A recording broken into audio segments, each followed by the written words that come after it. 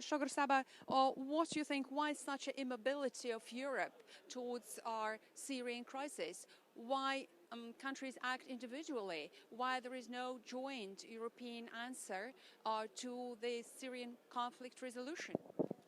There are too many different strategies, and it's less solidarity. Western part of Europe even cannot understand the eastern part of Europe on migration issues. And of course, we cannot solve the problem without intervening in Syria, without stopping or ending the war. What's the major difference in relation to the Syrian conflict between Western Europe and Eastern Europe?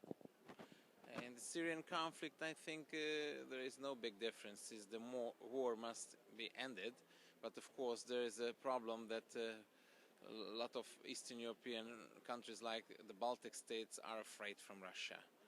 And also Eastern European countries in the last century didn't, or the second half of the last century, didn't challenge the migration. They have the experience of the communist past when Moscow was dictating. And that's our complaint, that you cannot now do the same from Brussels, that obliging Eastern European countries on quota issues. It's a totally different situation. Some refugees are more rich than Eastern European EU citizens, and it's difficult to explain to your own citizens that, yeah, we need to receive them, although they are throwing away everything behind: food, clothes.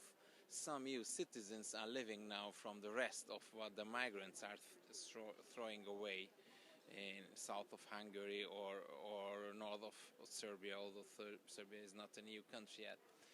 But of course, without Russia and without Turkey, the situation cannot be solved. And we see how the EU is a little bit stuck in the bureaucracy, in the heritage of Byzance, also on minority issues in his own field. What about then in Syria, Turkey? If you are too precautious and you wait, then others will solve the problem. What about consequences of this imperative immigration policy of Brussels? Do you think they are risking to see far-right parties rise in Eastern Europe if they start seriously imposing quotas on them? Already you can see that not just the eastern part of Europe, but the western part of Europe is facing huge radicalism. And just think about, in Eastern Europe, in 600 years we didn't succeed to integrate the Roma minority. How we will integrate all these people who will stay here and they don't want to go home? But I can give the example of Germany.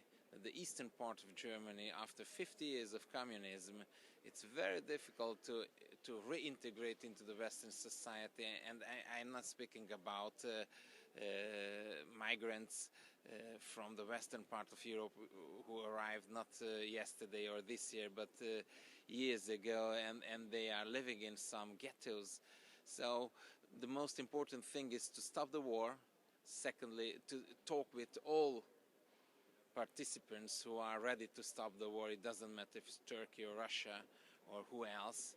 And of course, try to distinguish between economical migrants and refugees, and try to convince them that they need to respect the law of the country or the EU where they're entering. You cannot just run without any registration through different EU countries.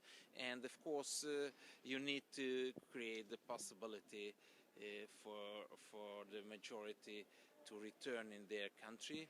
And of course there are a lot of small other problems you need to think about, to reactualize, not to rewrite, but reactualize the Dublin III, the UN Convention on Refugees, because they were written for a different situation, and now the history overwrited already these legislations. And of course it must be more solidarity between the western part of Europe and the eastern part, and it should be more solidarity between the southern and the northern part of Europe.